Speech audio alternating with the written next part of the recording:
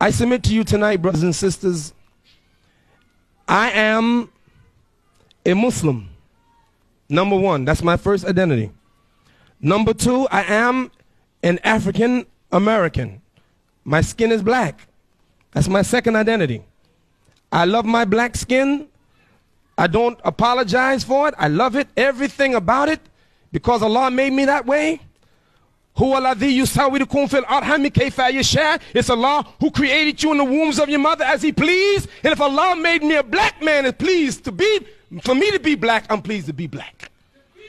Allah made me that way. Allah made me to be a man, and I love being a man. I don't want to be a woman. Degenerous. And every woman should be proud of what Allah made her to be, a beautiful woman. I don't want my wife to be like me. I love her exactly the way she is. She's a woman. If your skin is white, be proud of that white skin that Allah gave you. Your hair is red, your hair is nappy, your hair is woolly, your hair is black, it's blonde. Doesn't matter. These are insignificant things.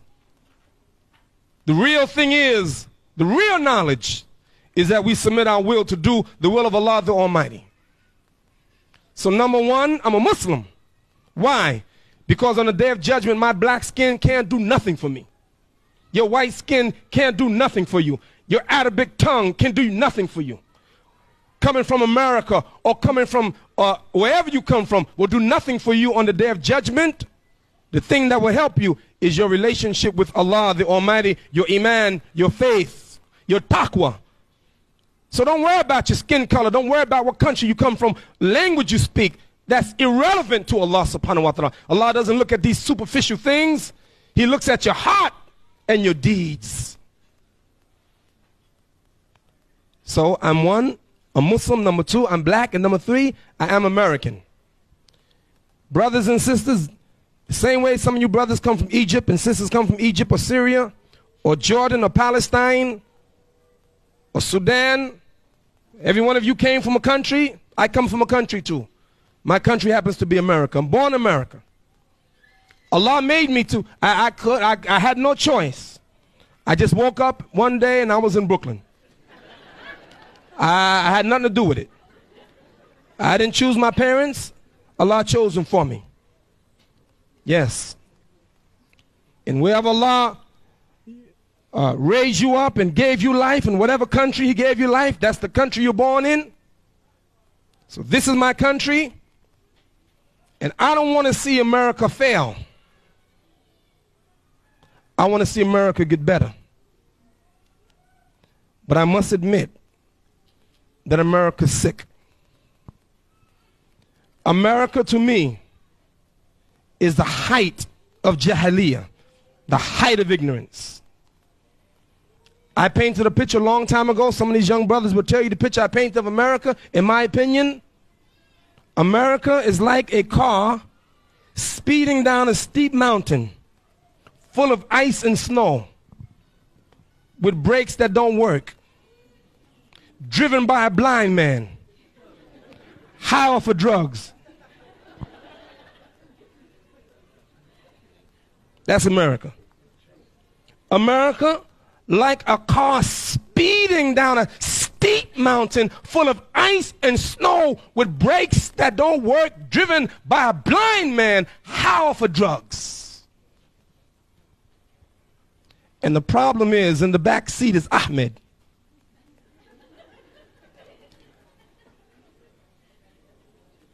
Whose feet are on the brakes and whose hands control the throttle? Why do I say America is the height of ignorance? Imam Siraj, but all of the technology of America, all of that, yes, tops. But real knowledge, she lacks. And what is that knowledge? Number one, brothers and sisters, the greatest knowledge that you can ever get is the knowledge of Allah. Trust me. The greatest knowledge you can ever get, the greatest knowledge, is the knowledge of your Creator, Allah. أعوذ بالله من الشيطان الرجيم وكيف تكفرون بالله وكنتم أمواتا فأحياكم ثم يميتكم ثم يحييكم ثم إليه ترجعون. كيف تكفرون بالله وكنتم أمواتا فأحياكم ثم يميتكم ثم يحييكم ثم إليه ترجعون. How can you deny Allah when you were dead and He brought you to life? And then He will take you again, He will kill you and then bring you to life again, and then you have to return to Him. How dare you? How dare you deny Allah? And let me tell you the lesson that I learned. For Allah, the real issue is not how you begin, but how you end.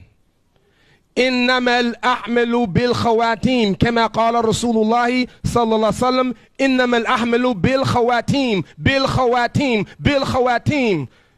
Your deeds shall be judged by your last deeds. By your what? Last deeds. By your what? Last deeds. You know why? So you can't take Allah for granted. Some people want to rest on their laurels. Oh yeah, I worked hard, I can retire now. I can sit down. But guess what? Prophet Muhammad, peace and blessing be upon him, never retired. He died on the post. Abu Bakr never retired. He died on the post. Umar never retired. He died on the post. Uthman never retired. He died on the post. Ali never retired. He died on the post. What about you? You going to now retire from Islam? Well, I've been working 50 years. I can retire now. Shut up.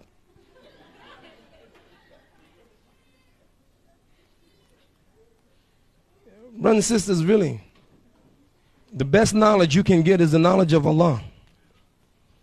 And I want to leave you with one of His names. Yes, knowledge is sacred. What kind of knowledge? And you make sure that you don't be ignorant to the real knowledge and then get the superficial knowledge that can't help you on the day of judgment. Because even if you're a mathematician, by being a mathematician will not get you into Jannah, not get you into paradise. Don't get me wrong. Don't say Imam Siraj is teaching against secular knowledge. No, I'm not. Imam Siraj is teaching us priority. Make sure you get the right knowledge first. And the most important and significant knowledge is the knowledge of Allah. Once you have that, then you can put everything else in perspective. One of the brothers from New York, alhamdulillah, made Hajj. Sheikh Rafiq, is the principal of the school, the Muslim school under which my children go to. And by the way, brothers and sisters, in case you didn't know it, there are 17 full-time Muslim schools in New York City. But don't get excited, because those 17 full-time Muslim schools only accommodate less than 1% of the Muslim youth. So even though 17 appears to be a lot, it's really insignificant according to what we need. But this school, Islamic Elementary School, Sheikh Rafiq is the principal. He went to make Hajj.